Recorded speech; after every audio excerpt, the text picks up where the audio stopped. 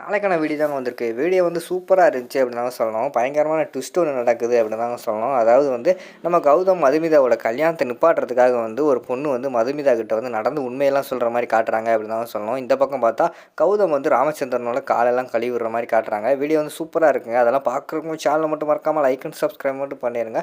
First எடுத்தோடனே அந்த போதையை போட்டு வந்து அந்த ஜென்ரேட்டர் ரூமில் வந்து ஒரு தெரிந்தால வந்து மட்டையாயிட்டான். அந்த இடத்துக்கு வந்து அந்த காசு கொடுத்து மண்டபத்தில் வந்து புரோக்கர் ஏற்பாடு பண்ணாங்கல்ல, அந்த புரோக்கர் தான் வர்ற மாதிரி காட்டுறாங்க. வந்தோடனே டேய் எந்திர்றா எந்திர்றா அப்படிங்கிற மாதிரி சொல்கிறாங்க. சார் என்ன சார் அப்படிங்கிற மாதிரி வந்து அவர் கேட்காரு. டேய் ஏசி ஒன்றுமே ஓடலை, ஏசியை போட்டு விட்றா அப்படிங்கிற மாதிரி சொல்கிறாங்க. சார் ஜென்ரேட்டரில் தான் ஓடிக்கிட்டு இருக்கு, ஜென்ரேட்டர்லாம் எப்படி சார் ஏசி போட முடியும், அதெல்லாம் லோடு தாங்காது, போட முடியாது அப்படிங்கிற மாதிரி சொல்கிறாங்க. டேய் கை நீட்டி காசு வாங்கிட்டேன்டா, திட்ட போகிறாங்கடா, பெரிய இடத்து கல்யாணம் வேறடா, போட்டு விட்றா அப்படிங்கிற மாதிரி சொல்கிறாங்க. என்ன சார் சொன்னால் புரியாதா, கிளம்புங்க அப்படிங்கிற மாதிரி சொல்லிடுறாங்க. அந்த இடத்துக்கு வந்து ராம்கி வராரு. யோ என்னையா நீ, உன்ட்ட அப்பளே சொன்னலையா, 10 நிமிஷத்துக்கு முன்னாடி எல்லாத்தையுமே ரெடி பண்ணி வைக்க சொன்னல, இப்போ பாரு மாப்பிள்ளை வீட்டுக்காரங்க வந்து ரொம்ப கஷ்டப்பட்டுக்கிட்டு இருக்காங்க, கண்டபடி பேசிக்கிட்டு இருக்காங்க, ஒன்றால் தான் நான் பேச்சு வாங்கிட்டு இருக்கேன், என்னையா ஆச்சு அப்படிங்கிற மாதிரி சொல்கிறாங்க. ஐயா கரண்ட் இல்லைன்னு சொல்கிறாங்க, நான் என்னையா பண்ணுறது அப்படிங்கிற மாதிரி சொல்கிறாங்க. யோ எல்லாத்தையுமே முன்னாடியே பார்க்க வேணாமாயா, ஜென்ரேட்டர் ஏசி போடுங்கய்யா அப்படிங்கிற மாதிரி சொல்கிறாங்க. ஐயா கரண்ட் வந்தோடனே தான் போட முடியும்னு அவன் சொல்கிறான், லோடு தாங்காதுன்னு என்னென்னமோ சொல்லிக்கிட்டு இருக்காயா அப்படிங்கிற மாதிரி சொல்கிறாங்க. உன்னால் என் மான மரியாதைலாம் போச்சியா அப்படின்னு சொல்லிட்டு அந்த இடத்துல இருந்து ராம்கி போகிற மாதிரி காட்டுறாங்க. அடுத்த சீனில் வந்து நம்ம இவர் இருக்கார்ல கௌதம் வந்து வேஷ்டி சட்டை கட்டி ஆள் ஜம்முன்னு மாப்பிள்ளை கோலத்தில் வர்ற மாதிரி காட்டுறாங்க. இந்த பக்கம் பார்த்தா நம்ம இவர் இருக்காங்கல்ல மதுமிதா வந்து அவங்க சேலை கட்டி பூ வச்சு ஜம்முன்னு வர்ற மாதிரி தான் காட்டிக்கிட்டு இருக்காங்க.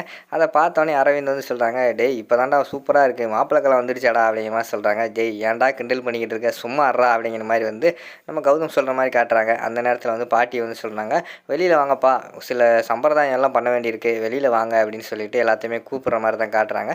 சரின்னு சொல்லிட்டு கௌதம் மதுமிதா ஃபேமிலி எல்லாருமே, அதாவது மண்டபத்தில் எல்லாருமே வெளியில் வந்துருக்கிற மாதிரி காட்டுறாங்க. அப்போ வந்து கோவிச்சுக்கிட்டு வந்து அவர் வந்து காசிக்கு போகணும், அப்போ வந்து அவங்க அப்பா கூப்பிடணும், அதுக்கடுத்து வந்து மாப்பிள்ளையோட காலை வந்து பொண்ணோட அப்பா வந்து கழுவணும் அப்படிங்கிற மாதிரி எல்லாம் பண்ண சொல்கிறாங்க. ஃபஸ்ட்டு வந்து நம்ம கௌதம் வந்து கோவிச்சுக்கிட்டு காசி போகிறதுக்கு கிளம்புறாரு. நான் வந்து கிளம்புறேங்க, உங்கள் பொண்ணு எனக்கு பிடிக்கலை அப்படிங்கிற மாதிரி சொல்கிறாங்க. மாப்பிள்ளை போகாதீங்க, தயவுசெய்து வாங்க, நான் சொல்கிறத கேளுங்க அப்படிங்கிற மாதிரி கெஞ்சிற மாதிரி காட்டுறாங்க. இல்லை மாமா என்னால் வர முடியாது, நான் வந்து காசி கிளம்பிட்டேன், என்னை யாரும் தடுக்காதீங்க அப்படிங்கிற மாதிரி சொல்லிவிட்டு கௌதம் வந்து போகிற மாதிரி காட்டுறாங்க. அப்போ வந்து நம்ம ராம்கி இருக்கார்ல, மாப்பிள்ளை வாங்க, என்ன பிரச்சனைனாலும் நான் உங்களுக்கு தீர்த்து வைக்கிறேன், என்னோட பொறுப்பு அப்படிங்கிற மாதிரி சொல்லி கூப்பிட்றாங்க. சரி மாமா நீங்கள் இவ்வளோ தூரம் கூப்பிட்றீங்க, அதனால் வாரேன் அப்படின்னு சொல்லிட்டு வராங்க. சரி மாப்பிள்ளை உட்காருங்க, உங்கள் காலை ஃபஸ்ட்டு கழுவுறேன் அப்படிங்கிற மாதிரி சொன்னோடனே, நான் எதுக்கு உட்காரணும், நீங்கள் உட்காருங்க அப்படிங்கிற மாதிரி சொல்கிறாங்க. மாப்பிள்ளை இது வந்து சடங்கு சம்பிரதாயம், நீங்கள் தான் உட்காரணும், நான் வந்து உங்கள் காலை கழுவணும் அப்படிங்கிற மாதிரி வந்து ராம்கி சொல்கிறாங்க. அதெல்லாம் கிடையாது, இந்த சடங்கு சம்பிரதாயம்லாம் வேண்டாம், எனக்கு வந்து அப்பா கிடையாது, எங்கள் அப்பா ஸ்தானத்தில் இருக்கிறது நீங்கள் தான், அது மட்டும் இல்லாமல் மதுமிதாவோட அப்பா வேறு, நீங்களும் எனக்கு ஒரு அப்பா மாதிரி தான், அதனால் நீங்கள் உட்காருங்க, நான் கழுவுறேன் அப்படிங்கிற மாதிரி சொல்கிறாங்க.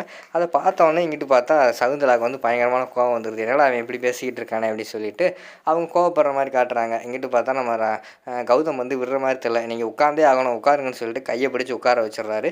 உட்கார வச்சுட்டு நம்ம ராம்கியோட காலை வந்து கௌதமெல்லாம் கழுவுற மாதிரி காட்டிக்கிட்டு இருக்காங்க. அதை பார்த்தோன்னையும் நம்ம ரேணுகாவுக்கு கண்ணீரெல்லாம் வர ஆரம்பிச்சிருது. சார் இப்படி ஒரு நல்ல மாப்பிள்ளை வந்து நமக்கு அமைஞ்சிருக்காரே, நம்ம வந்து அதிர்ஷ்டசாலி, அதை விட வந்து நம்ம மது இருக்கால, நம்ம மக வந்து ரொம்ப அதிர்ஷ்டசாலி அப்படின்னு சொல்லிட்டு அவங்க ஒரு பக்கம் யோசிச்சுக்கிட்டு இருக்கிற மாதிரி காட்டுறாங்க. அடுத்து எல்லாத்தையுமே கழுவி முடித்த பிறகு வந்து நம்ம கௌதம் வந்து அவங்க போட்டிருந்த துண்டை வச்சே துடைக்கிறாங்க. அதை பார்த்தோன்னே ராம்கி எந்திரிச்சு வந்து சொல்கிறாரு, மாப்பிள்ளை உங்களை மாதிரி ஒரு பையன் வந்து எனக்கு மருமகனாக கிடைக்கிறதுக்கு நான் தான் கொடுத்து வச்சுருக்கோம் அப்படின்னு சொல்லிட்டு கையெடுத்து கும்புற மாதிரிலாம் காட்டுறாங்க. அதெல்லாம் ஒன்றும் வேண்டாமாம்மா, வாங்க உள்ளே போவோம் அப்படின்னு சொல்லிட்டு எல்லாருமே உள்ளே வர்ற மாதிரி காட்டுறாங்க. அடுத்து பார்த்தா ஒரு பொண்ணு வந்து வக்கீல்கிட்ட பேசுகிற மாதிரி காட்டுறாங்க. அப்போ வந்து வக்கீல் வந்து சொல்கிறாரு, அம்மா இப்போயே வந்து உங்களை ஜாமீனில் தான் எடுத்திருக்கு, அதனால் நீங்கள் வந்து எந்த தப்பும் பண்ணாதீங்க அப்படிங்கிற மாதிரி சொல்கிறாங்க. அதை வந்து நான் பார்த்துக்கிறேன், நீங்கள் ஒன்றும் கவலைப்படாதீங்க, இப்போ நான் போய் கௌதம் மீட் பண்ணோம் அப்படிங்கிற மாதிரி அந்த பொண்ணு சொல்கிறாங்க. மேடம் அங்கெல்லாம் போக முடியாது, பயங்கரமான செக்யூரிட்டியெல்லாம் இருப்பாங்க, அங்கே போய் எப்படி நீங்கள் பார்ப்பீங்க அப்படிங்கிற மாதிரி சொன்னோன்னே, அதெல்லாம் எனக்கு தெரியாது, நான் இப்போ போய் பார்க்கணும், மதுமிதாவையாவது பார்க்கணும், மதுமிதாவோட நம்பரை மட்டும் என்கிட்ட கொடுங்க அப்படிங்கிற மாதிரி சொன்னோன்னே, அவங்களோட நம்பர் வந்து உங்களுக்கு வாட்ஸ்அப் பண்ணியிருக்கேன் அப்படிங்கிற மாதிரி சொல்கிறாங்க. சரி நான் போய் பார்த்துக்கிறேன் அப்படின்னு சொல்லிட்டு அந்த பொண்ணு வந்து கிளம்புற மாதிரி காட்டிகிட்டு இருக்காங்க. அடுத்த சீனில் பார்த்தா எல்லாருமே வெக்கையாக இருக்கிற மாதிரி காட்டிகிட்டு இருக்காங்க. அப்போ வந்து நம்ம இவங்களை கூப்பிட்டு கேட்காங்க, கௌதம் கூப்பிட்டு சகுந்தலா அவங்க அண்ணன் அதுக்கடுத்து அபிஷேக் எல்லாம் கேட்காங்க, என்னப்பா நீ உனக்காக வந்து நம்ம எவ்வளவோ வந்து விட்டு கொடுத்தாச்சு, இப்போ ஒரு ஏசி கூட இல்லை, யாருமே இங்கே இருக்க மாட்டேங்காங்க அப்படிங்கிற மாதிரி சொல்கிறாங்க. உடனே அம்மா இதுக்காக தான்மா நான் என்னோடய ஃப்ரெண்டெல்லாம் கூப்பிடல அப்படின்னு அபிஷேக்கெல்லாம் சொல்கிறாங்க. நம்ம இவங்களுக்கு வந்து ரொம்ப கவலையாக இருக்குது, யாருக்கு நம்ம கௌதமுக்கு. அந்த நேரத்தில் ராகுல் வந்து வராரு. அண்ணே இந்த கல்யாணம் தானே சூப்பராக இருக்குது, யாராலுமே மறக்க முடியாது, சும்மா ஏதோ ஏசி காலில் போயிட்டு முருங்கையும் தாலியும் கட்டிட்டு வரதெல்லாம் அதெல்லாம் கல்யாணமாக, சடங்கு சம்பிரதாயத்தைப்படி இதான் சூப்பராக இருக்குது அப்படிங்கிற மாதிரி சொல்லி அவர் வந்து பிளேட்டையே மாற்றி விட்டுறாரு. அதுக்கடுத்து வந்து எல்லாருமே அந்த இடத்துலேருந்து போன உடனேயும் நம்ம இவர் சொல்கிறாரு, சிக்குவோட அண்ணன் வந்து சொல்கிறாரு, நீ தான் கடைசியில் ஒன்று பெற்று வச்சிருக்கிய கங்காரு குட்டி, எதுக்கெடுத்தாலும் குதிச்சு நம்ம காரியத்தை கெடுத்துட்றான் அப்படிங்கிற மாதிரி சொல்லிகிட்டு இருக்காங்க. அண்ணே விடுனே, அவன் சின்ன வயசுலேருந்தே அப்படி தான், கண்டுக்காத அப்படிங்கிற மாதிரி சொல்லிவிட்டு அந்த இடத்துல வந்து நம்ம சிக்கு வந்து போகிற மாதிரி காட்டுறாங்க. அடுத்து மணமேடையில் வந்து எல்லாருமே உட்காந்துருக்காங்க. மணமேடையில் வந்து நம்ம கௌதம் மதுமிதா உட்காந்துருக்கிற மாதிரி தான் காட்டிகிட்டு இருக்காங்க. அப்போ பார்த்தா நம்ம கௌதம் வந்து மதுமிதாவை கூட கவனிக்காமல் வேர்வையை துடைக்கிறதுல இருக்காங்க. அப்போ ராகுல் வந்து சொல்கிறாங்க, அண்ணே பாருண்ணே அண்ணி வந்துட்டாங்க அப்படிங்கிற மாதிரி சொன்னோடனே பார்த்து சிரிக்காங்க. என்னங்க ரொம்ப வேர்க்குதா அப்படிங்கிற மாதிரி கேட்டோடனே, ஆமாங்க ஏசி மட்டுமாவது கொஞ்சம் பார்த்து போட சொல்லுங்கள், எல்லாருக்குமே அவியுதுங்க, என்னால் இருக்க முடியல அப்படிங்கிற மாதிரி வந்து கௌதம் சொல்கிறாரு. உடனே மதுமிதா வந்து அவங்க அப்பாவை கூப்பிட்றாங்க. அப்பா இங்கே வாங்கப்பான்னு கூப்பிட்டோன்னே ராம்கி வந்து வராரு. வந்தவுடனே அப்பா இந்த ஏசியாவது போட சொல்லுங்கப்பா, அவரால் இருக்க முடியலன்னு சொல்கிறாரு, எல்லோரும் கஷ்டப்படுறாங்களே அப்படிங்கிற மாதிரி சொன்னோடனே, சரிம்மா நான் போய் வந்து என்ன ஏதுன்னு பார்க்குறேன் அப்படின்னு சொல்லிட்டு அவங்க ஒரு பக்கம் கிளம்புறாங்க. இங்கிட்ட வந்து மதுமிதா வந்து ஃபீல் பண்ணுறாங்க, அவர் ஏசி ஒன்று தான் நம்மக்கிட்ட கேட்டார், கடைசியில் அதை கூட நம்ம வந்து கல்யாண நேரத்தில் கொடுக்க முடியலன்னு சொல்லிட்டு குற்ற உணர்ச்சியாக இருக்கிற மாதிரி காட்டுறாங்க. இன்னொரு பக்கம் பார்த்தா புதுசாக ஒரு பொண்ணு வந்து வந்தாங்களா, அந்த பொண்ணு வந்து கல்யாணத்துக்கு வந்து அங்கே உள்ளே என்ட்ரி ஆகிற மாதிரி காட்டுறாங்க. அதோட பார்த்தீங்கன்னா அந்த எபிசோடு வந்து முடிச்சிடுறாங்க.